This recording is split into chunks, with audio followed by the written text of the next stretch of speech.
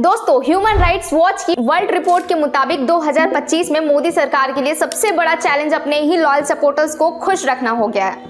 ये वही सपोर्टर्स हैं जो हमेशा बीजेपी के साथ खड़े रहे, हर इलेक्शन में वोट दिया, हर क्रिटिसिज्म के बावजूद सरकार का साथ नहीं छोड़ा।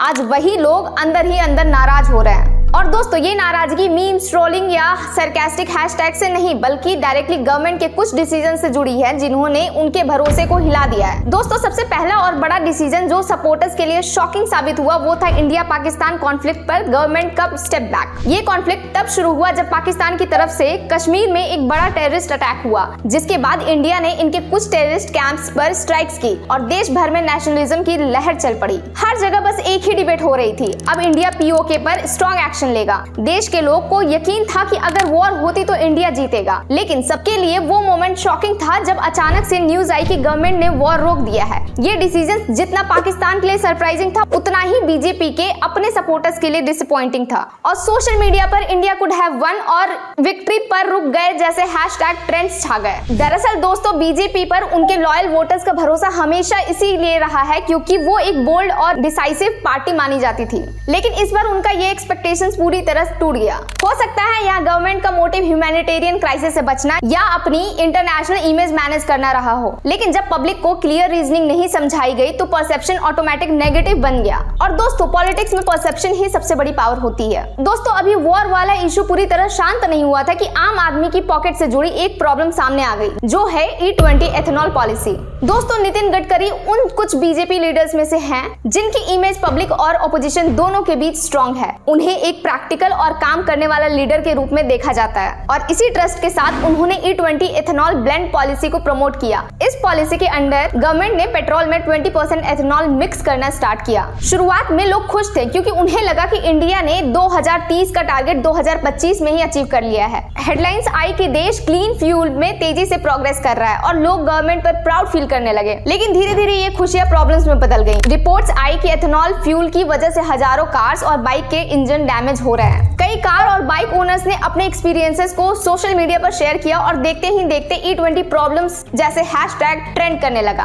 फिर आया एक ट्विस्ट, मीडिया में खबर आई कि गडकरी के बेटे एथेनॉल के बिजनेस में इन्वॉल्व हैं। लोग ने तुरंत इसे पॉलिसी से लिंक किया और सोशल मीडिया पर लोग सवाल उठाने लगे कि क्या ये पॉलिसी पब्लिक इंटरेस्ट के लिए है या फिर पर्सनल प्रॉफिट के लिए बनाई गई है। जबकि दोस्तों, असल में गवर्नमेंट के लिए इस पॉलिसी को लाने का मकसद एनवायरनमेंट प्रोटेक्ट करना और ऑयल इंपोर्ट्स कम करना था, लेकिन पब्लिक को जो दिख रहा है वो है engine damage, high maintenance cost, जिसका कोई क्लियर सॉल्यूशन नहीं है। इसलिए खासकर मिडिल क्लास और यूथ जो ज्यादातर बाइक्स और कार पर डिपेंड करते हैं, उन्होंने खुद को डायरेक्टली चीटेड फील किया और बीजेपी की इमेज पर एक बड़ा डेंट लग गया। दोस्तों, ये डेंट भरता उससे पहले यूथ के फ्रस्ट्रेशन को और बढ़ा दिया एसएससी एग्जाम्स के इरेगुलरिटीज ने। बीजेपी हमेशा यूथ एम्पावरमेंट और जॉब क्रिएशन की बात करती रही है, लेकिन कुछ समय से पेपर लीक्स, डिलेड रिजल्ट्स और सिस्टम फेलियर्स जैसे प्रॉब्लम्स ने लाखों एस्पिरेंट्स के सपने तोड़ दिए। इससे देश भर में प्रोटेस्ट भड़क उठे और सोशल मीडिया पर एसएससी प्रोटेस्ट और जस्टिस फॉर स्टूडेंट्स के जैसे हैशटैग ट्रेंड करने लगे। दोस्तों, ऐसा नहीं है कि ऐसा सिचुएशन में गवर्नमेंट चुपचाप आंख बंद करके बैठी थी। सरकार ने इन्वेस्टिगेशन का अनाउंसमेंट किया था, लेकिन स्लो एक्शन और लेट रिस्पांस की वजह से एस्पिरेंट्स का गुस्सा और बढ़ गया, जिसका असर बीजेपी की क्रेडिबिलिटी पर पड़ा। लॉयल वोटर्स को भी लगने लगा कि अब सिर्फ प्रोमिसेस काफी नहीं है, रिजल्ट जरूरी है।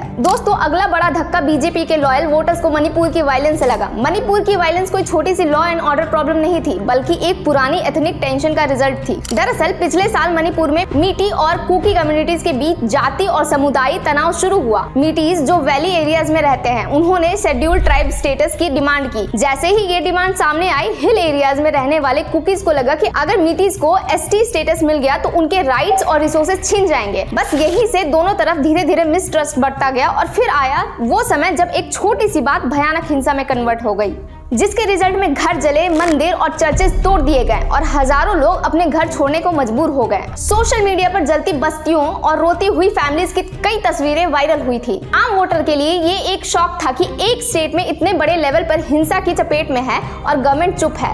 लोगों का कहना है कि गवर्नमेंट चाहती तो तुरंत पूरी ताकत से एक्शन ले सकती थी, लेकिन उसने ऐसा नहीं किया। उसने सिचुएशन को हैंडल करने के लिए पहले स्टेट पुलिस और फिर आर्मी का वेट किया। दरअसल दोस्तों, यहाँ गवर्नमेंट संभल कर चल रही थी। वो स्टेप बाय स्टेप एक्शन लेना चाहती थी, लेकिन लोगों के लिए उस डिले का मतलब वीकनेस था। दोस्तों इसी समय बांग्लादेश में हिंदू कम्युनिटीज पर हुए अटैक्स ने हिंदुत्व सपोर्टर्स के इमोशंस को और ज्यादा टेंस कर दिया। कई जगह उनके मंदिर तोड़ दिए गए, दुकानें लूटी गई और लोग अपने घर छोड़ने पर मजबूर हो गए। ये क्लैशेस ज्यादातर रिलीजियस फेस्टिवल्स और पॉलिटिकल रैलीज के बाद ट्रिगर हुए और बांग्लादेश की लोकल पॉलिटिकल इनस्टेबिलिटी और रेडिकल ग्रुप्स के अग्रेसिव कैंपेन्स ने इस सिचुएशन को और बिगाड़ दिया। अब नेचुरली भारत के हिंदुत्व सपोर्टर्स इमोशनल आउटरीच में आ गए। सोशल मीडिया पर प्रोटेक्ट हिंदूज और बांग्लादेश हिंदूज जैसे हैशटैग की बाढ़ आ गई। लोगों को लग रहा था कि मोदी सरकार अब एक विजिबल स्ट्रॉन्ग स्टेटमेंट या एक्शन लेगी, जैसे कि यूएन में इश्यूज उठाना या बांग्लादेश गवर्नमेंट पर प्रेशर बनाना। लेकिन गवर्नमेंट ने अपना अप्रोच ज्यादा अग्रेसिव नहीं रखा, क्योंकि इंडिया बांग्लादेश के ties energy, trade, connectivity projects और बॉर्डर इश्यूज पर डिपेंड करता है।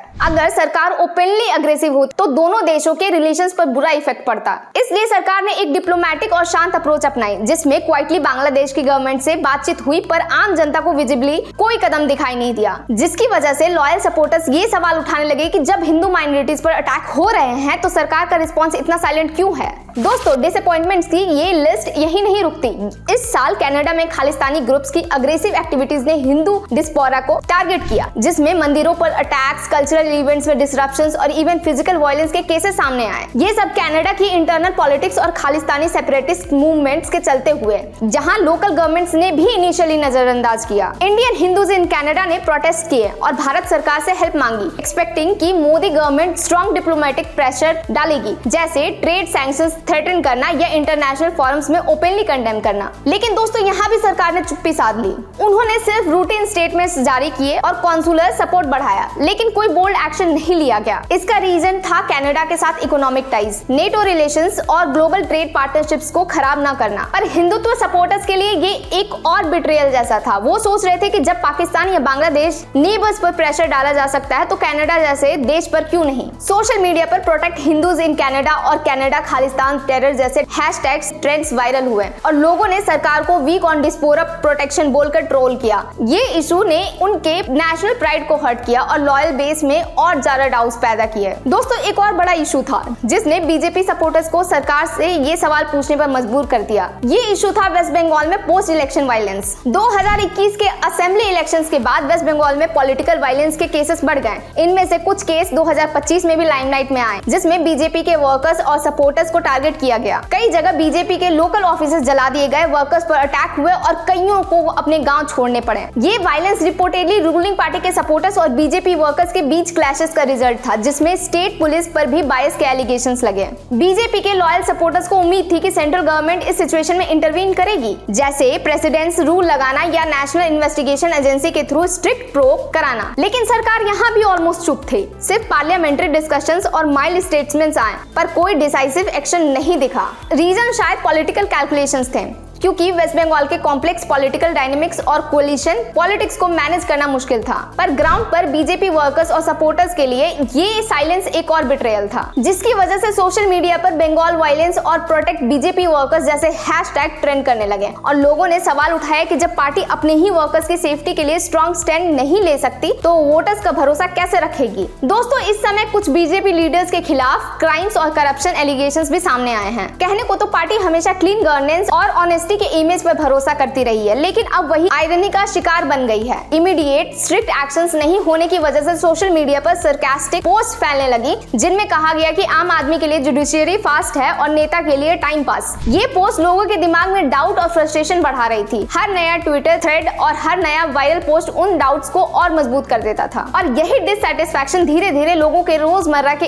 इशू तक फैलने लगी। प्याज, टमाटर, पेट्रोल और एलपीजी जैसे जरूरी चीजों के दाम बढ़ने लगे तो नेचुरली आम वोटर्स के मूड पर असर हुआ। लोग सोशल मीडिया पर प्राइस राइज और इन्फ्लेशन कंसर्न्स जैसे हैशटैग्स के जरिए अपनी नाराजगी दिखाने लगे। लोग जोक्स बनाने लगे कि 5 ट्रिलियन इकोनॉमी बनेगी, पर मोदी थाली में सब्जी घूम कर आई। दोस्तों सुनने में तो ये एक मजाक लगता है, लेकिन असल में ये लोगों के डिसअपॉइंटमेंट और उनके एक्सपेक्टेशंस के बीच गैप को दिखाता है। और ये सिर्फ आम यूजर्स की बात नहीं है। बीजेपी के लॉयल सपोर्टर्स भी अब सिर्फ स्लोगन्स और प्रॉमिसेस से सेटिस्फाई नहीं हो रहे हैं। उन्हें स्मॉल लेवल पर दिखने वाले रिजल्ट चाहिए, जैसे रिलीफ, एफिशिएंट गवर्नेंस और टाइमली एक्शन, और जब ये नहीं मिलता तो उनका ट्रस्ट धीरे धीरे फ्लक्चुएट करने लगता है। दोस्तों, पहले बीजेपी की कम्युनिकेशन स्ट्रेटेजी सपोर्टर्स को एंगेज करने का स्ट्रॉन्ग टूल थी, लेकिन अब डिलेड रिस्पॉन्स और कम ट्रांसपेरेंसी उनकी क्रेडिबिलिटी पर सवाल खड़ा कर दिया है। एनालिस्ट भी नोटिस कर रहे हैं कि कोर सपोर्टर्स की सोच धीरे धीरे बदल रही है। अब स्लोगन्स और आइडियोलॉजी नैरेटिव्स बस काम नहीं आते, उन्हें टैंजिबल एक्शंस, क्लियर अकाउंटेबिलिटी और प्रॉम्प्ट डिसीजंस चाहिए। जब ये नहीं मिलता तो सोशल मीडिया पर वायरल पोस्ट और मीम्स उनके डाउट्स को और मजबूत कर देते हैं। दोस्तों, आज हर छोटी खबर भी